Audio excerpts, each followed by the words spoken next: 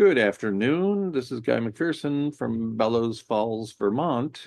And once again, I'm having a conversation, the 18th within the last 4 months, 5 months, I guess, with psychologist Peter Miller from Canada, from up north, where they say funny words and have funny accents. And today, Yeah.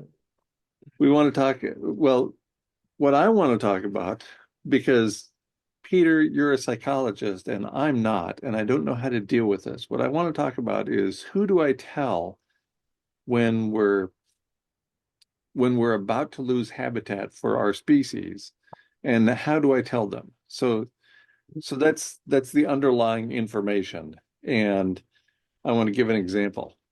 There's a renowned peer-reviewed journal, so scientifically conservative that it only comes out once a year, one issue per year, typically early in the year. It's called the Annual Review of Earth and Planetary Sciences. It's one of 51 annual reviews in that series. And the Annual Review of Earth and Planetary Sciences is the one that deals with Earth and planetary sciences, deals with ecological issues, including climate change. And in an article in the 2012 issue of the Annual Review of Earth and Planetary Sciences, it was projected that we would have an ice-free Arctic in 2016, plus or minus 3 years. Well, here we are. What is it? We're 7 years beyond the 2012. No, sorry, beyond the 2016. So it's the 2012 issue that projected an ice-free Arctic Ocean 2016 plus or minus 3 years. So even if that's 2019, we're 4 years beyond that. We're 5 years beyond that because we made it through this year without an ice-free Arctic Ocean, obviously. So they were wrong, and I quoted them, and so did another well-known climate scientist, and also somebody else who's an ecologist.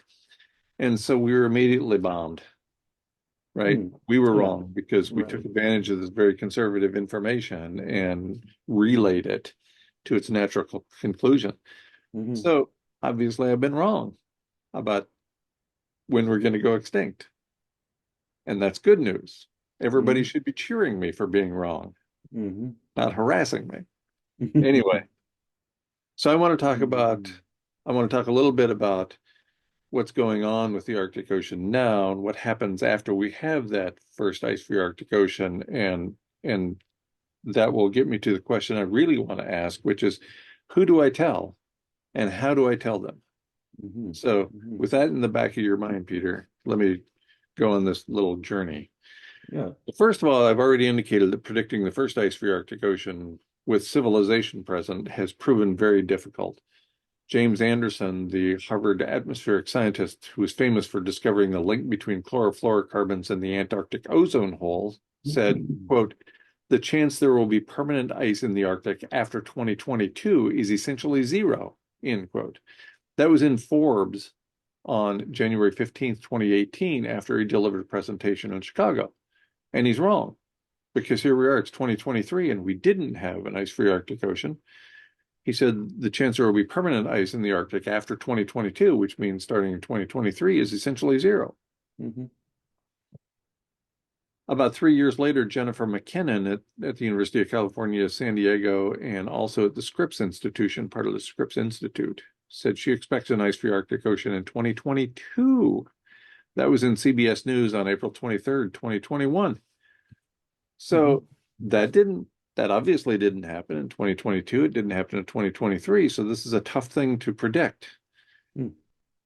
Now, in response to that difficulty making the prediction, the U.S. Navy Postgraduate School has developed a very accurate 6-month ensemble forecast, whereas previously they were predicting well in advance. Now they're predicting 6 months in advance.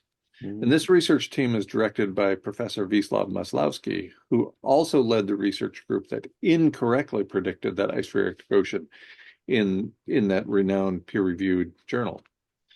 In part because of this earlier error, the current forecast is taking a very conservative approach. But what this means sorry for the ramble. Boiling it all down, we will know with great certainty in early April of some future year when the Arctic Ocean will be ice-free the following September. Loss of habitat for humans and most or all life on Earth will follow shortly thereafter. And because I closely followed the forecast, I will know with great certainty when we will go extinct, as long as the forecast gets it right. And so that leads finally to my questions. Who do I tell? And how do I tell them? So far, I've been using the medical profession as an analog. Medical doctors considered it ethical to not tell their patients about their terminal condition until about 1970. Until 1970, that was considered perfectly fine. You have a patient with a terminal condition, 99.9% of people who have this condition die within 6 months. You don't even tell them. Now, of course, we call that malpractice. And so similar to the 6-month ensemble forecast, we have a very good leading indicator of loss of habitat and therefore death of humans. So the question is, do I spread this information widely or not at all? And I've thought about various approaches to telling people individually. Initially, I thought I would tell everybody, and that destroyed my life. And it turns out a lot of people don't want to know. So they hate me. They won't have anything to do with me. So now I think that telling only a relatively few people who I'm pretty close to is a good idea. So I'll still announce it on YouTube. I'll still announce it on my blog, but those audiences are very small. I will reach out to the few students I advised while I was on campus. But again, that's a relatively small group of people. And so my question is for you, is this reasonable? Is this ethical to not tell people what is almost certain to come? Well, I have a small laundry list of things to say after hearing your opening, which I think was fantastic. And like, if you're a detective, for example, right? You hone in on something slowly but surely. You collect clues, information, you have a hunch, and you proceed towards it, right? And sometimes there are setbacks. It happens when you're a detective. And I think you are like that. And the other researchers, similar researchers, they're like detectives studying this issue, collecting information, collecting clues. And you go with the best information that you have at the time, but you're still onto something, even if you have a setback. So it's like, so what if like the study that said it's 2016 plus or minus 3 years, like, so what? Like, you're still on the right track. It doesn't matter if it was off by a few years. It doesn't matter. Well, And can I just interrupt there? yeah, It doesn't matter at the scale of humanity, at the scale of the age of the earth, at the scale of all life on earth. But for individuals, it matters, right? for short-term minded people or creatures like us, right? Like Yes, exactly. we say if it isn't happening this week, it's not happening at all, right? Like that's the way, and from one of our previous talks, that's how humans seem to generally think. That we're short-term minded, right? Absolutely.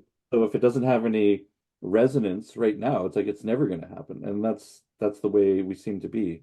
Like, I think we can think in other ways, but generally that's the way we seem to be.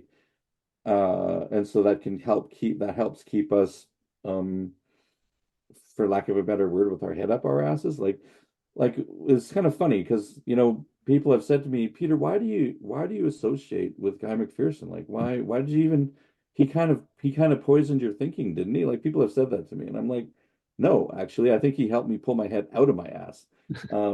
And he actually is someone who knows things that most people don't know. Like, um it's like a treasure trove of reality, really. And it's like most people seem to be okay with not knowing who's screwing them over. And I want to know who's screwing me over, right?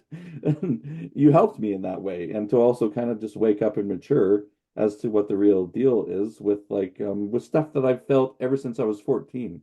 Like, I've known intuitively. Like I said, I couldn't put words to it, but I've known intuitively this system is screwed and we are screwing each other. And That it's just full on toxicity, pretending that it's not. Um, That's interesting. You mentioned you were 14 because when I was 11 and a half, my grandmother died and I mourned for weeks, even though I didn't even know this person, right? We visited once a year, maybe. I didn't even know who this person was. And I finally realized that I was mourning my own mortality, that I realized when she died that I was going to die too. And then in 2014, Terry Jacks released his song Seasons in the Sun. And it's fantastic, amazing hmm. song. And Yeah, I got it. It's a good one. it's all about death, right? And because that's something we never talked about in my family when I was a kid, ever, still don't. Nobody actually dies.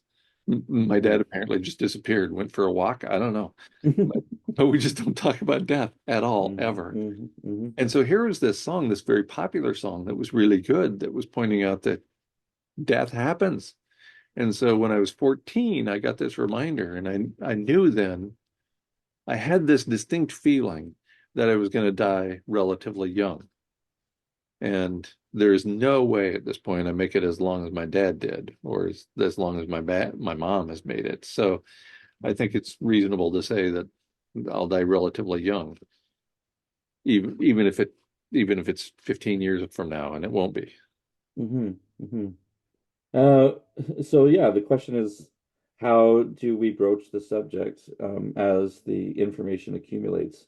And I guess I just wanted to reinforce that just just because there are setbacks or minor errors in a process of discovery, it doesn't mean that you're wrong. I think people need to take that word wrong out. You were mentioning to me before that the general trend of the Arctic is still loss of ice, right? I mean, it Oh wobbles a yeah. bit, it wobbles, but the trend is still that it's going down. We're, And the reason is the accumulation of greenhouse gases that are continue to heat up the atmosphere to melt the ice and snow. So it keeps going down. And there's consequences to that that people still don't appreciate. I wanted you to just lay that out one more time. satellite measurements began on the Arctic ice in 1979, and we've lost more than 90% of the ice since then. That's not a long time, right? 1979, that's what, 44 years. And whereas that ice used to be 50 meters thick, now the thickest part you'll find is around 10 meters thick. And it's really, now that Arctic ice is really susceptible to something like an El Nino Southern Oscillation, which is happening right now, because it could create a storm or set of storms that really churns the Arctic and causes the even more rapid disappearance of that thick ice. That thick ice is important because that accounts for next year's and 10 years from now ice. And when we're talking about losing that Arctic ice in a matter of a few years, that's a completely different ballpark, a completely different picture than losing that Arctic ice in 50 years or 100 years. In fact, I still remember when that paper first came out, 2016, plus or minus 3 years, there was some corporate media outlet, I can't remember which one, like USA Today or CBS News or whatever, that said the subtitle was 84 years ahead of schedule, because nothing happens until 2100, right? That's just the accepted knowledge when it comes to climate change. Yeah, So okay, yeah. 2016 plus or minus 3 years means 84 years ahead of schedule. And I read Mm. that, I thought, what, we have a schedule? Earth has a schedule for when things are going to happen. I wish I had access to the schedule because I don't have it anywhere. Well, maybe they didn't. Maybe they did know, maybe, the ones who have set this in motion, they were like, okay, we'll have a great life for a couple hundred years and that's it. Yeah. Right.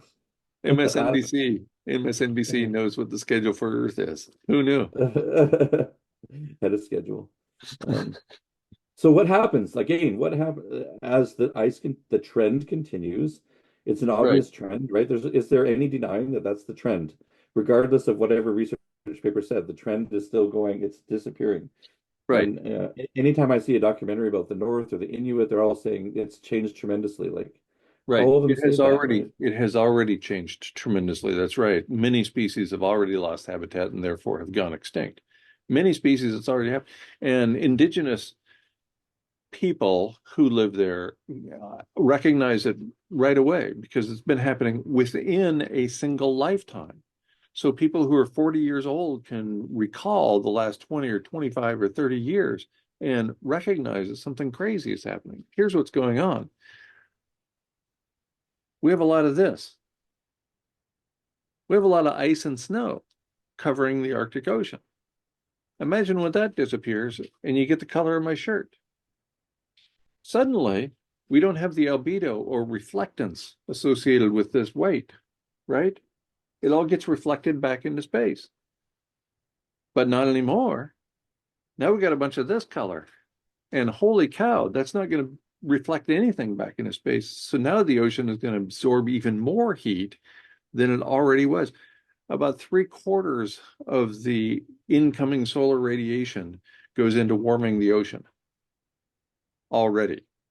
Mm-hmm. Imagine what's more than that. And then what happens during an El Nino Southern Oscillation is the oceans get churned, the ocean circulation changes, and a lot of greenhouse gases and heat get released from the ocean. So it's always stunningly, abruptly warmer during an El Nino Southern Oscillation than it is during the neutral phase or during a La Nina event. And so that's what we're already observing with this one after a record-setting triple dip La Nina, which is the cooler ocean than average. That hadn't happened since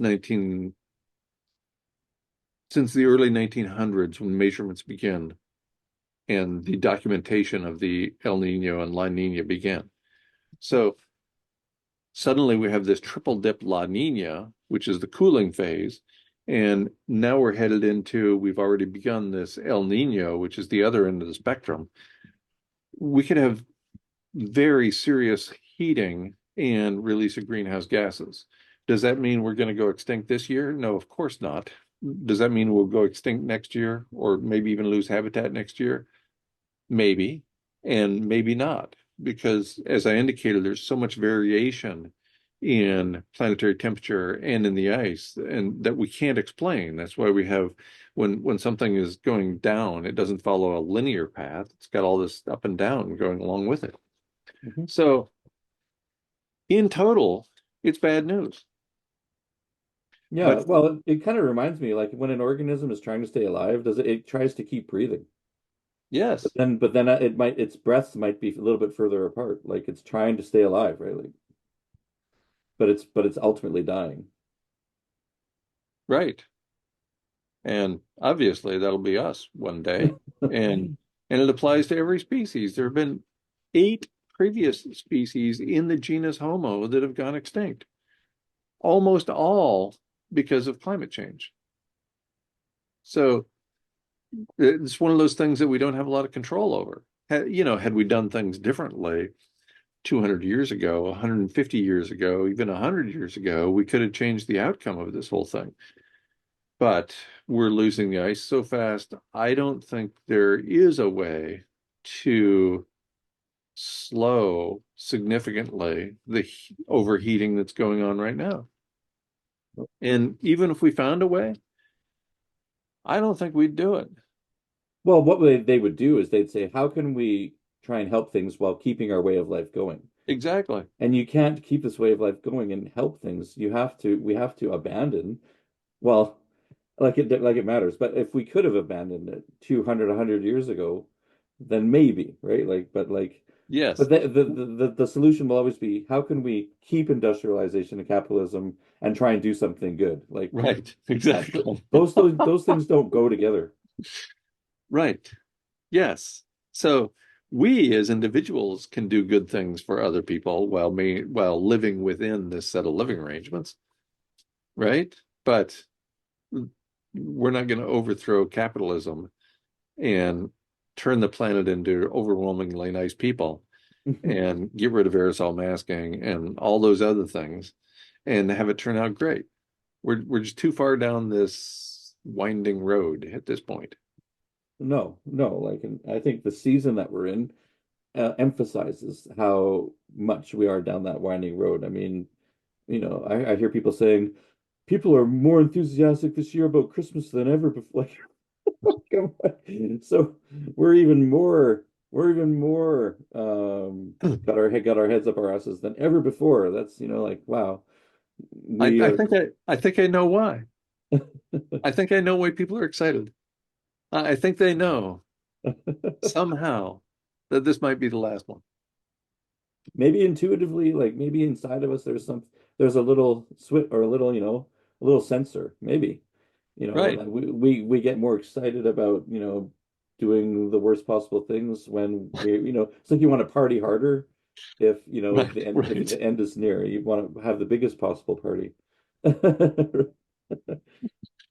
So, like Well, it's interesting. One of my relatives, I won't mention their name, um, when I asked what they're going to do when civilization collapses, they said, "I'm going to get together with all the people I know and throw a big party." And I didn't say anything, but my thought was, "Aren't you already doing that?" And when it all comes down, when this set of living arrangements goes away, we lose aerosol masking, the nuclear power plants melt down, we strip away stratospheric ozone, we superheat the planet. You don't have time to throw a party. You Mhm. don't have time to get all that stuff together and throw a big party. Come Yeah, on. yeah, yeah. I think some of the production facilities won't be working where you can get the resources, Right. you can get the materials for your party. You can't go to the liquor store. All the liquor stores are closed. Yeah, yeah, yeah. No, and I think this is still one of the most important topics and messages. And one of the things that people say to me sometimes that I find just terribly irritating is well, if there's nothing you can do about it, then why talk about it? Right. Right? I hear that every day. I think that's one of the most pathetic things to say, actually, because we are doing something by becoming informed, by creating a mindset where we won't be the worst ferocious animal in the last few days, right? Like, we are trying to create a mindset where you'll be like, okay, I'm going to accept my death. Right. I'm going to accept that I'm dying rather than fight fight it. Right? Like, instead of, because you could rape and pillage and rationalize all kinds of horrendous violence, saying that you're just trying to stay alive. Right. But the approach I think that you're trying to get people to take is to, once you see it, once it does start unraveling, accept your death. Like, don't go hurting people. Right? Right. And that's Elizabeth Kubler-Ross's fifth of five stages of grief and dying, right? Is acceptance. And yet when you grow up like I did in a family that never even talked about death, much less that it might happen to one of us, it's like that was completely forbidden. Yeah, yeah. Then how are you ever going to get through those other processes and reach the point at which when you're dying, you actually accept, oh, well, this is what happens to every organism on the planet. Yes. Everything that lives dies. Because one of the things we do best is make life harder than it needs to be. And I think we can probably make death harder than it needs to be. Right? So when things do unravel, I mean, if you haven't even absorbed just a little bit of this acceptance talk, like, then you'll fight the reality and you'll do horrendous things probably Well, to try and stay alive for 10 more minutes, right? and I hate to pick on the Abrahamic religions. I Okay, don't. that was a lie. But they contribute, right? Okay. What do we always hear when somebody dies? They passed. They went to a better place. Do we know that really? No evidence as far as I can tell. Or No one's proven it to me. or they're lost. Whenever I hear that somebody has been lost, I think we should get out there and start looking for them. It's a big world. They're, they're lost. And of course, me and you are lost. Because Yes. Yes. because and we're crazy and we're lost, I think, because we're not just following we're not just towing the line and sitting in the pew on Sunday. So we're lost, or also known as wayward. I've heard that word. You're Hmm. a wayward child kind of thing. Um, Wow. and like one of the things I was That's saying, great. one of the things I was saying that irritates me about the Abrahamic religions is, and people would say, Peter, you're just an angry man, and you have like the devil in you, right? But I'm like, you know what? I have a valid reason for being upset, and that valid reason is I think you're getting away with lying. Just like, people who have convinced us this way of life is an okay way to be and normal and healthy. It's not. It's a lie. Right. Right. And when you cast yourself as the good guy, I want to punch you in the face. Oh, and by the way, Satan was not a bad guy. He got kicked out of heaven for asking questions. Right, right, right. He didn't do anything wrong. He's like my Bible school instructor who there Right, was one boy when I was in Bible school who was always asking questions. right. Yeah, and I'm And I'm like just saying, yeah. and finally the instructor would get mm, irritated and would say, it's in the Bible, therefore it's true. Mm, mhm, mhm. You people just need to shut up, in other words. Right. Well, they say you're weak in your faith, so you don't have that as a quality, right? And As if that skepticism is a bad thing. apparently. So yeah, like wanting to dig deeper, wanting to ask tough questions, wanting to hold people accountable for the stories they tell, is evil because that's how they painted Satan, right? So he's the one who would do that. So if you're asking questions, if you feel like you're being lied to and then you're being invalidated that you're not, then you're evil, and so I mean it's easy for people to write other people off that way. They can be like, well, you're just lost, you're just wayward, you're just, you have the evil spirit in you. You don't have any legitimate questions, there's no validity to what you say. So it's easy for people just to dismiss people like us. Um, and for that reason. And uh Do and you know one about of hey, go do, ahead. do you know about Navajo rugs? I think I've seen a few. I don't know a lot about them. So here's the thing, they always create an error in them on purpose. There's a mistake in them all the time. And you know why they do that? No. That's where the evil spirits get out. Oh, okay. The evil spirits are otherwise going to be trapped in that thing, Okay. and this allows them to get out. All right. Okay. Okay. An escape hatch. Right, for the evil spirits. But isn't that Hmm. unleashing them on the world, on the rest of us? How is that a nice Perhaps. thing? Perhaps. Um, I mean, I've lately just dismissed the concept of evil. I don't even think it's real. Just like I don't think God is real. Hmm. I think people can do terrible things. Does that mean evil is a force in the universe? No.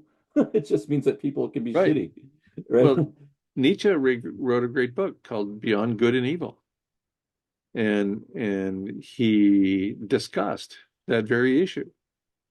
Because we, for some reason, humans always want to do the either or thing, this or that. It's you, it's me. We live in a dichotomous world and we contribute to that dichotomous world all the time. Yep. So there's good and there's evil. What? Is there nothing in between?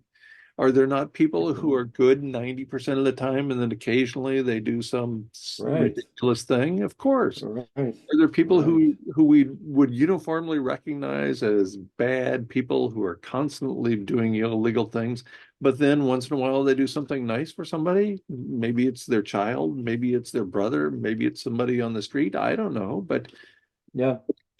this is just what we do. We're And binary that's what I thinking. that's what I see in my work with people and what I've seen with myself. This polarized thinking or binary, black or white, all or nothing.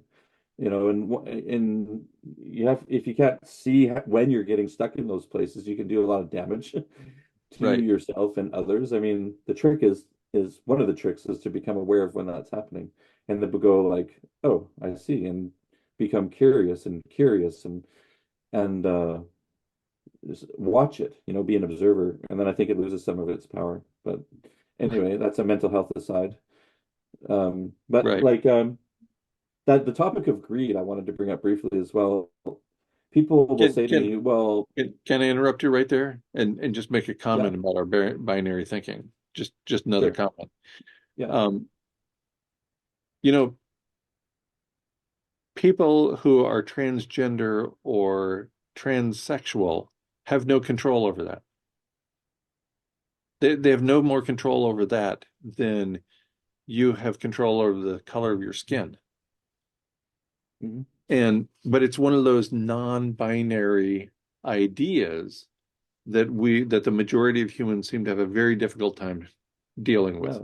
Of course it would infuriate people, right? Because it's Yeah, not it's somewhere it's in the gray and people don't right. they don't like the gray, even It's though it zero, actually is it's a zero or it's one. It's right. me or it's them. Come on. And yeah, that's not it really. I mean, it's proven over and over again. If you study anything psychology or personality disorder, that's not the healthy place to be. The healthy Right. place to be is in the middle, in the gray, right? And to see things that, like on a spectrum kind of thing, right? And like All the right. more you I'm can do that, the more stable you can be. sorry I interrupted. No worries. And so back to the topic of greed, I wanted to just add that as a piece because people have talked like when I've said they've said, well, we can't change things, Peter, about society because you know people are greedy. And it's just a natural thing that we do. And I'm like, I don't think so. I think it's an aberration. I think it's a sickness. I think it's something you acquire, like you might acquire racism. So like if you are raised by people that talk about wealth distribution or how to work with resources as like, you got to get as much for yourself as possible, and that's the right way to live. If you hear that from in your early childhood, you're gonna just start thinking in those ways naturally, right? Like greed is normal.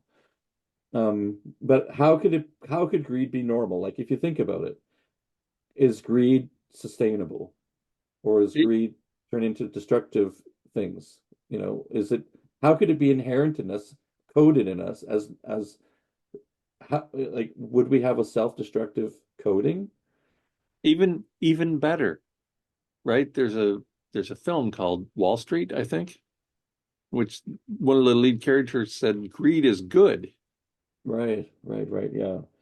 Beyond normal. It's better than normal. It's good. Yes. Um, well, it probably does propel this set of living arrangement, but does that mean it's good for humans Huh. and their sustainability and for being a good steward of the resources that we share? No, it's horrible, right? It leads to where we're at. Right. It like this is the culmination of calling greed normal. And the people who love to call greed normal I call them the indoctrinators or the extreme right wing or the religious. They love to indoctrinate this idea that it's normal. Greed is normal. Greed is normal. Greed is normal, right? It comes from Satan. It's evil. There's nothing we can do about it because he keeps putting it in our hearts. Like, no, no. As We long as we we got somebody to blame, it we all teach makes sense. we right. We teach it. You are propelling our destruction by calling greed normal. I Right. I don't probably half of the people listening won't get that. Like, but And this is why I stopped taking paychecks. I realized that the money grubbing by me and everybody around me, that's what was driving this mass extinction event. I yeah, mean, well, how could you even argue with that? And so I decided I'll take my stand. I'll just quit. I'll just quit accepting money. mhm. Man, was that ever painful. Only yeah, I guess only because the big picture never changed. Like if the Right. big picture had changed and we could have kind of like woken up to our insanity by And your and I by your example, then it might and have I thought it would. I yeah. thought it would. I really thought, here's a successful professor at a major research one institution, and he does this, and people are going to follow along because he's an ecologist and a conservation biologist. Holy cow, Yeah. that was stupid. Well, the thing with, I guess, when if humans want to change anything, and it has to be an inside job, right? You were trying to be an outside example. Right. You might even call yourself the white knight. Like I've heard that white knight syndrome. Like I'm trying to save everybody kind of thing, right? And but we have to understand, I guess, with when it comes to matters of sanity, health, well-being, it's always an inside job. Person will never do it unless they have their own reason, right? Like where they come convinced through their own reasoning that they want to do it. They have to get the motivation has to come from within, not from without. Right. Uh, and so in that sense, we're extremely powerless like to change the big picture. Because people are so steeped in this culture, like so steeped. Like they're so steeped that they can't accept that it's not normal. They can't see the insanity. Right. They can't see how it's unsustainable. They keep saying they're waiting. They're literally waiting for a God to come save us. They're literally waiting. Right? Well, So like when that everything's collapsing and falling apart, they're gonna be like, are you coming? Like now's the time, man. Where you been? well, you come now because now we're starting to slash each other's throats and cannibalize, and everything's Right. really shit's really hitting the fan. Are you coming? Are you coming? Like that's I know that they're gonna be crying. Are you coming? They're gonna be praying. Are you coming? Right. Oh my. That's where people are at. And so and you're asked and you said to me, how can I start talking to people about this when probably the majority are at least three-quarters steeped in that kind of thinking? I Right. mean, we're reinforcing it when we put up the Christmas tree. We're just waiting. It's just reinforcing that mythology, isn't it? Oh, and don't forget, we're number one. Number How many one. thousand times have I heard that? Yeah, well, Whether as a country or a species or a population, whatever, we're number one. at being the worst, I would say. Like being as the most crazy, Yeah. the most deluded, the most have yeah, I could just I've urged to start throwing out expletives. I'm not going to do And it. I think that means we've gone far enough with this We conversation. probably have. We should cut it off while it's still safe. So why don't you tell us about your course, where we can find it, and how's it doing these days? Well, it's a slow and steady um, uh, pace of registrations. We're upwards around 80 now. Last week we were around 75. So I mean, I get every week there seems to be about two or three or four, which is great in my view. And to me, that's still very meaningful, and I appreciate that. And also anyone who's sent me a small donation, thank you. I appreciate that very much. The course can be found at freebpdcourse.com, and it basically just outlines my experience with a very common emotion regulation disorder called borderline personality disorder. It's incredibly common. Many people don't even know that they're suffering with it. So, I mean, if you wonder where does some of the chaos and dysfunction and lack of harmony in my relationships coming from, and why does why, if you ever ask that question, why me?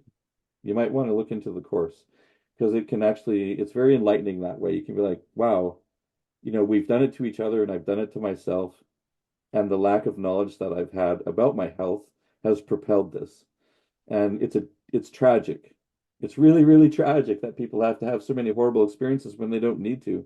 Life is hard, but we make it way harder than it needs to be. Right, right. So yeah, if you want you want less pain in your life, just than the average normal pain, check it out, freebpdcourse.com.